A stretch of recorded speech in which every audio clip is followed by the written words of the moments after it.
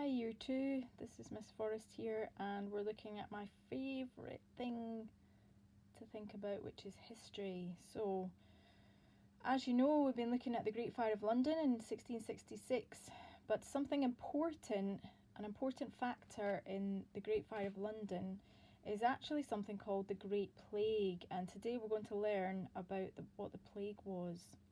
So the Great Plague happened in 1644 and it lasted all the way through to 1666 in London. Okay, so we're going to learn what the plague was, we're going to learn about how it was spread and what happened as a result of it. Okay, what was the Great Plague? Well, it was a horrible disease spread across parts of Europe, and it happened about 350 years ago.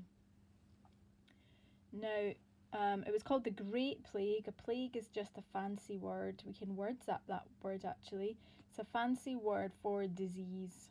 Okay, there had been a plague in England for a lot longer than that, but in 1665, this was when it hit London really badly, and there were a lot of people who died and a lot of people affected by it. So, last week we looked at our timelines and we thought about the word chronological. We thought about that new historical word, chronological. So have a look at that date there, 1665. Did that happen before or after the Great Fire of London? So was the worst year of the plague happening before the Great Fire or after or at the same time? Have a think for a minute.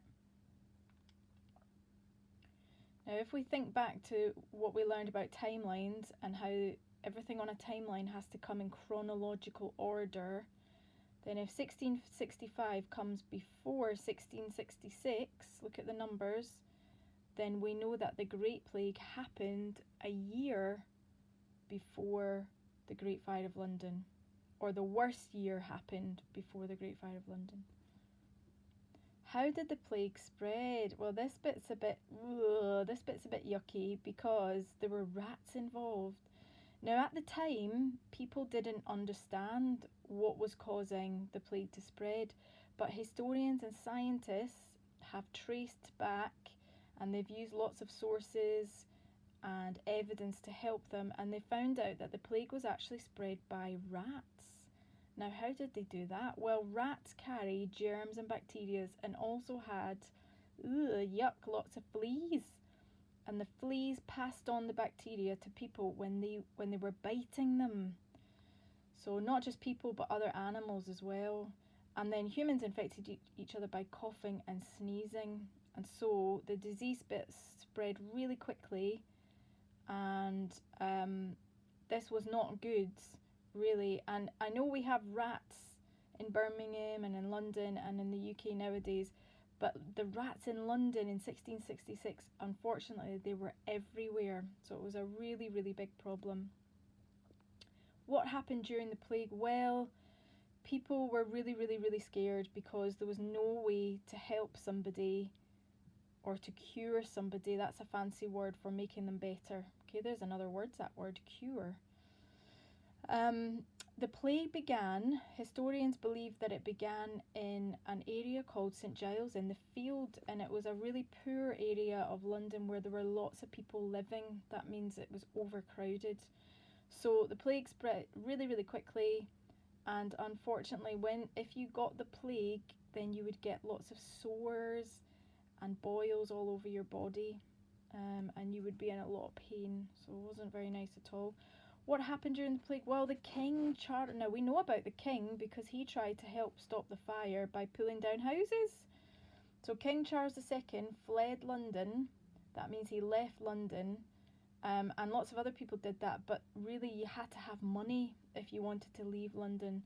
Unfortunately, a lot of poor people couldn't get out of London and they were forced to stay. Now, this is the cool part. How do we know about the plague? Now, we've talked about historians and what their jobs are, but you recognise this man? We know a lot about the Great Plague because of Samuel Pepys. So remember, we're in 1665 right now. He's going to become really important next year in 1666 because he's going to write about the Great Fire of London. But guess what? Look what he's holding in the picture. He'd already started writing a diary, and he was writing about the plague. So he began writing his diary on the 1st of January 1660. So how many years before is that? 5 years before. So he wrote about lots of important things that were happening in London, and he wrote about the Great Plague and about what was happening to people. So historians really love Samuel Pepys because he wrote in his diaries. We know a lot about history in London at that time. How did people try to stay away from the plague? Well, it's a bit like us with the coronavirus. We're trying to socially distance, we're trying to stay at home and isolate. So people were trying to help themselves in 1665 as well. And some people believed that flowers and herbs could stop them getting the plague.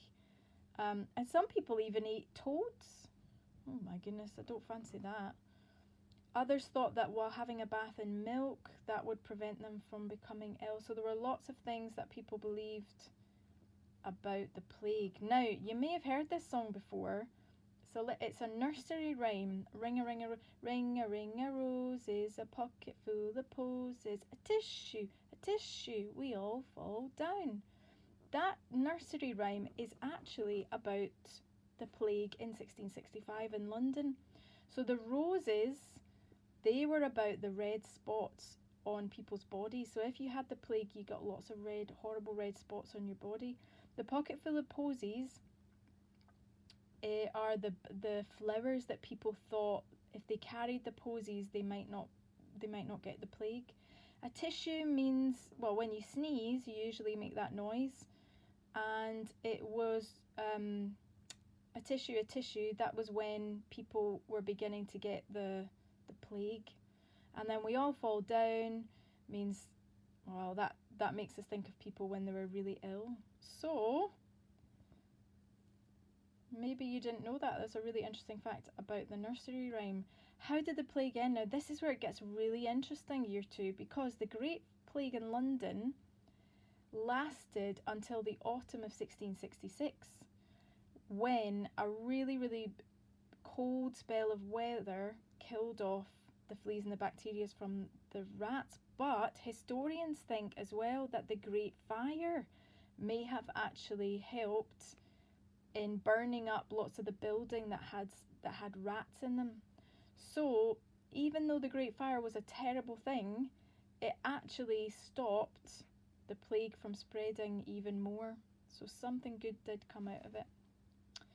Lovely. Well, thank you for listening, year 2. That was really fun to learn about the plague, although it's not a very nice thing, but it's always fun to learn about history. Have a look at your task now. I want you to write 3 things that you've learned from this video, and then have a go at the music for today, which is Ring a Ring a Roses. Have a go at that with somebody at home, and maybe you can explain to somebody what it's all about. Okay, see you soon. Bye.